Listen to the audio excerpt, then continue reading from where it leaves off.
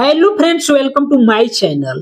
दोस्तों, India women के कप्तान स्मृति मंधाना खेली ऐसी तूफानी पारी जिसे देख इंग्लैंड वुमेन के कप्तान नट शिवरब्रन भावुक हो गई। क्या है सच्चाई, देखिए पूरी रिपोर्ट। दोस्तों, इंडिया वुमेन बनाम इंग्लैंड वुमेन के बीच पहला टी20 मैच ट्रेंट ब्रिज इंग्लैंड में खेला गया। दोस्तों, इस मैच में क्या उलटफेर देखने को मिला, ये सारी जानकारी इस वीडियो के आगे मिलने वाली है। लेकिन दोस्तों, इससे पहले इस वीडियो को लाइक और चैनल को सब्सक्राइब करना ना भूलें। तो चलिए बिना देर किए वीडियो स्टार्ट करते हैं। दोस्तों, आज के मैच में इंग्लैंड वुमेन के कप्तान नट शिवरब्रन ने टॉस जीती और पहले गेंदबाजी करने का फैसला करी। साथ ही इंडियन वुमेन टीम को पहले बल्लेबाजी करने के लिए आमंत्रित भी की। दोस्तों, कुछ ही क्षण बाद इंडिया वुमेन के सलामी बल्लेबाज शेफाली वर्मा और कप्तान स्मृति मंधाना की जोड़ी मैदान पर उतरी और उतरते के साथ ही ये दोनों बल्लेबाज इंग्लैंड वुमेन के बॉलर के खिलाफ आतिशी पारी खेलना चालू कर दिया। दोस्तों, इन दोनों के बीच 77 रनों की शानदार साझेदारी भी हो गई। लेकिन दोस्तों, तभी अचानक 77 रन के कुल स्कोर पर ही इंडिया वुमेन का पहला झटका शेफाली वर्मा के रूप में लग गया। लेकिन उन्होंने अपनी टीम के लिए मात्र 20 रनों की पारी खेली। दोस्तों, इसके बाद कप्तान स्मृति मंधाना का साथ देने हरलीन देओल आई और आते के साथ ही इंग्लैंड वुमेन के बॉलर को कुटना चालू कर दिया। दोस्तों, अब दोनों छोर से इंग्लैंड वुमेन के बॉलर को कुटाई होने लगी। दोस्तों, इन दोनों के बीच 94 रनों की शानदार साझेदारी भी हो गई। लेकिन दोस्तों, तभी अचानक 171 रन के कुल स्कोर पर इंडिया वुमेन का दूसरा झटका हरलीन देओल के रूप में लग गया। दोस्तों, उनकी बल्ला से 23 बॉल में 43 रन आया, जिसमें 7 चौका भी शामिल रहा। दोस्तों, हरलीन के आउट होने के बाद इंडिया वुमेन के खतरनाक बल्लेबाज ऋचा घोष आई। लेकिन दोस्तों, ऋचा घोष इंग्लैंड वुमेन के बॉलर के सामने ज्यादा देरी क्रीज पर नहीं टिक पाई। महज 12 रन बनाकर पवेलियन वापस लौट गई। दोस्तों, अब मंधाना का साथ देने जेमिमा रोड्रिगेज आई।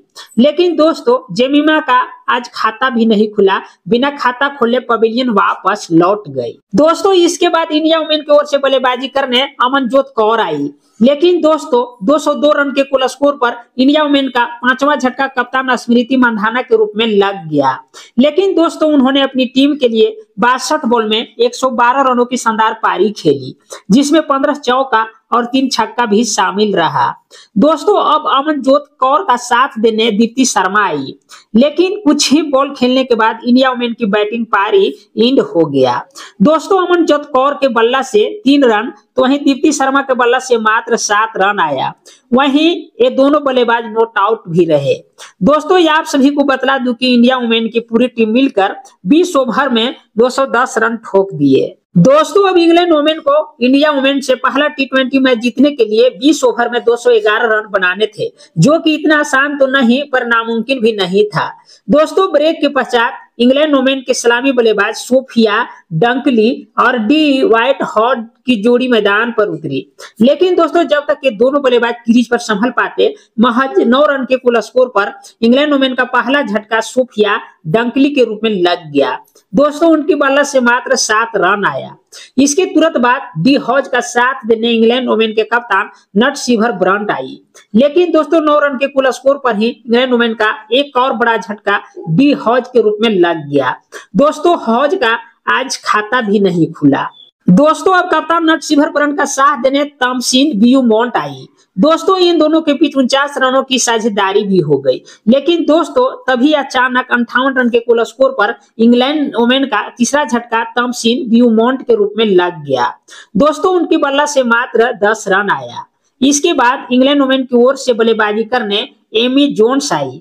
लेकिन दोस्तों, एमी जोन्स इंडिया वुमेन के बॉलर के सामने क्रीज पर ज्यादा देरी नहीं टिक पाई। महज 1 रन बनाकर पवेलियन वापस लौट गई। दोस्तों, अब कप्तान का साथ देने एलिसे कैप्सी आई। लेकिन दोस्तों, एलिसे कैप्सी भी महज 5 रन बनाकर पवेलियन वापस लौट गई।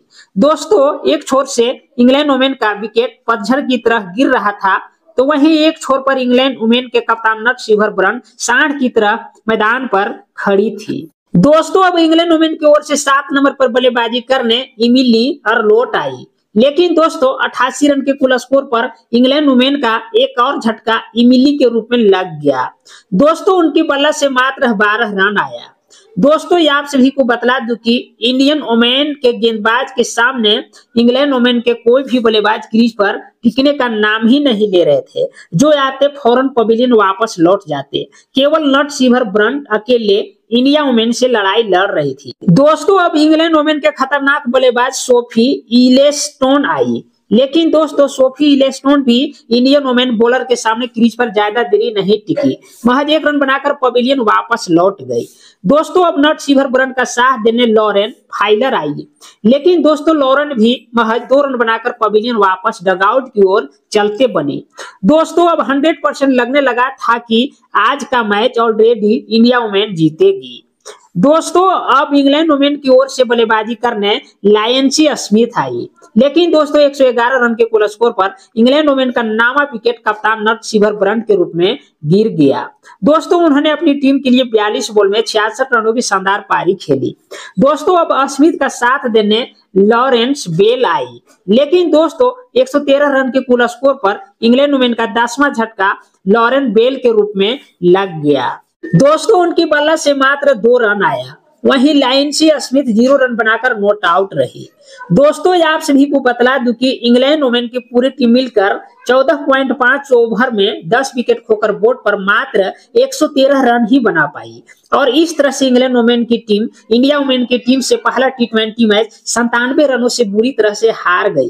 दोस्तों आज के मैच में इंडिया वुमेन के कप्तान स्मृति मंधाना को प्लेयर ऑफ द मैच दिया गया, क्योंकि दोस्तों उन्होंने जो 62 बॉल में 112 रनों की शानदार पारी खेली थी।